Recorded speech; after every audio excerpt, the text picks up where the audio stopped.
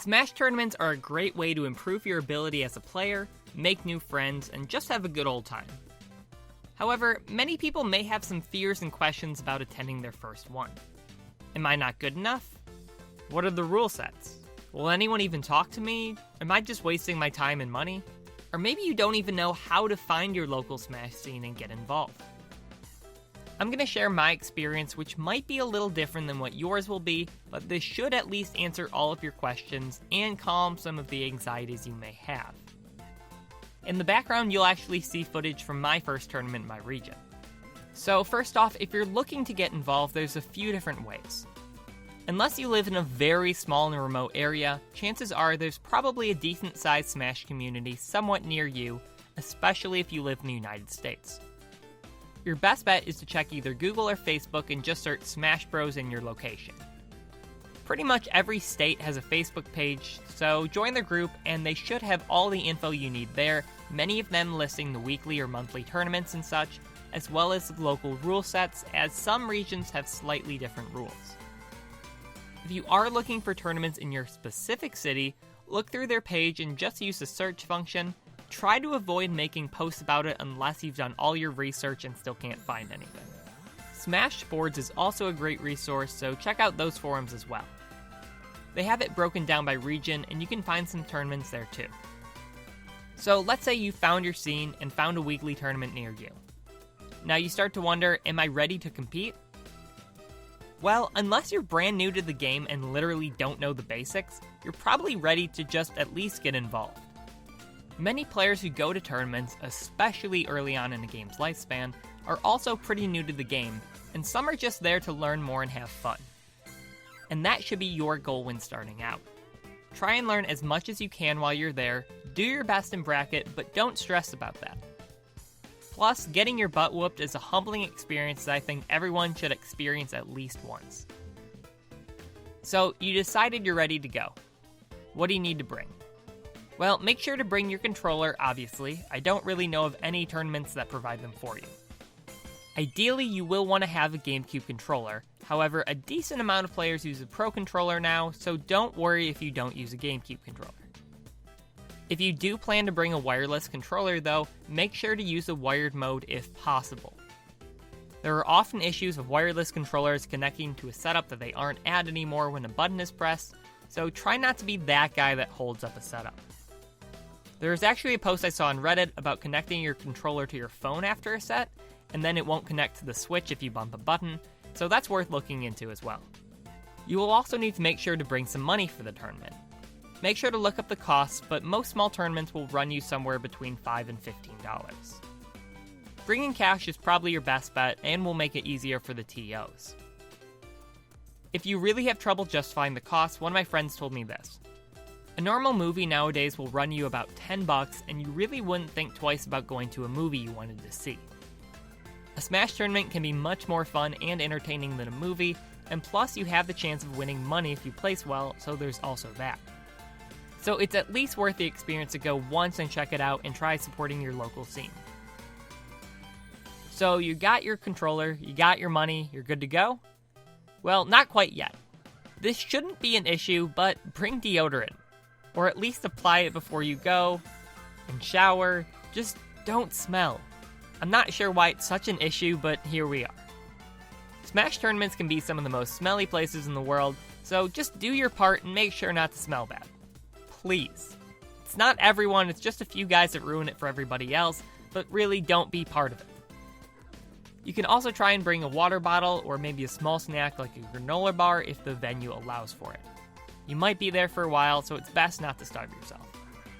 I would also suggest you check out the venue beforehand, maybe on Google Maps, or seeing if they stream any of the events on Twitch and seeing what the venue is like.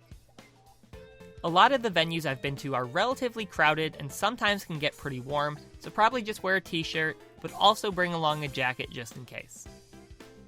I usually bring a string backpack to keep my controller, wallet, keys, and jacket, all that stuff, in there, and I carry that around with me. The day of, try and get to the tournament a little early. If you're unsure of where to go, you can probably wait until you see someone with a GameCube controller walk into the venue and follow them in. Generally how it goes is, before the tournament, you can play some friendlies to warm up. If you're early, this is a great chance to plop down at a setup and play some games. If you see someone by themselves at a setup, you can usually just go up and ask them if they want to play some friendlies and go from there. If there are 2 people at a setup already, find an open one and sit down and enter your tag and controls. It's also not rude to go up to people who are already at a setup and ask if you can rotate in, but make sure to only ask once they finish their match. When there are more than 2 people at a setup, the general rule is winner stays, and then the others will take turns fighting the winner until someone beats them and so on. This is a great chance to meet some new people, maybe even ask for some advice, and just get warmed up in general. They usually will have a place to sign up as well, so make sure to do that. Once the tournament begins, the TO will usually call out people to play each setup. And if you're not called, that's okay. Usually there will be less setups than players, so you might have to wait a little bit.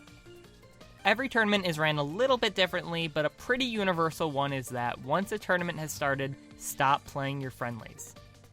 And if you get out early, don't hop on a set that's being used for the tournament unless you are 100% sure that the setup is specifically used for friendly games. You don't want to be the guy that holds up the whole tournament just because you wanted to get some games in. Now, you get called to the setup to play your first set. Generally, especially early on, these sets will be best 2 out of 3, so the first person to get 2 wins will win the set. First, you pick the stage, but often your opponent will just ask if you're okay with playing Pokemon Stadium 2. Unless your character specifically struggles with it, or you feel more comfortable on other stages, usually it's okay to just say yes and save some time with stage striking. The winner of the first game then bans 2 stages, and the loser can decide from any of the remaining stages and where to go. There's a bit of other rules, and your region might differ a little bit, but that's a general idea. Most tournaments are ran in double-elimination style, and if you're not familiar, here's a quick rundown. You have a winner's bracket and loser's bracket. Everyone starts off in the winner's bracket, but if you lose a set, you get sent down to the loser's bracket where you play other players who have also lost. The loser of those sets in loser's bracket then gets eliminated from the tournament. So you have to lose twice before you get eliminated. This is nice because it allows players to get more sets and games in than if it was single elimination, and also allows you to win sets in the loser's bracket if you had to play a very strong player early on.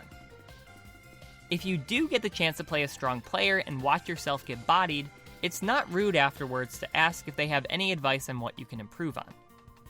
Oftentimes, if you see yourself getting 3 stock, there's probably a couple large issues that you have that your opponent caught on to. If your opponent beat you badly enough, they won't feel like you're an immediate threat, so they'll usually be fine with saying a couple habits that they picked up on. However, if it was a very close set, don't ask, since you're basically asking them, "How can I beat you next time?" which kind of puts your opponent in an awkward spot. Now, how should you expect to do? Well, remember that about 50% of people end up going 0-2 or 1-2 in a double elimination bracket. You might think going 2-2 puts you at average, but you're actually a little above average if you do that. And odds are you're probably not going to win the tournament and probably will end up going 0-2 or 1-2. But don't get discouraged. You can then watch yourself improve and hopefully make it further in the bracket the more tournaments you enter, making the occasional upset from time to time. At my first local in my region, I got 13th out of 59, going 4-2. My first set was against a pretty strong player who I actually upset 2-1. Then I got told to go on stream for my next set, which you saw in the background earlier. As you probably saw, I was playing pretty nervous, and that was some of the worst Smash that I had played. But I wanted to show you it because we all start somewhere. The next time I played E-Serpent in bracket, I beat him, and I think we've gone back and forth on sets every time we've played. Now, if you're someone who gets angry after a loss, please try your best to keep your emotions in check. If you absolutely need to get your anger out somehow, leave the venue first, go to your car, scream in there, do whatever you need to do to relax yourself. Don't make a scene, don't make it uncomfortable for everyone at the tournament. A TO doesn't want to have to ban you from events. Remember, it's just a game, you're there to have fun and improve. It can be frustrating to lose, but try your best to accept the loss. During that first set I played on stream, someone actually lost a set and cursed loudly while my set was going on. They slammed their table and stormed off. But I wouldn't get... It scared me so much that I looked away from the set to make sure everything was okay, and when I looked back at my set, I had just gotten blasted by Ganondorf down air. so don't affect other people's sets because you couldn't handle a loss.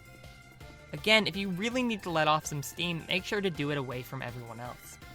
So, you play all your sets until you either win or get eliminated. Should you just leave when you're done? Definitely not.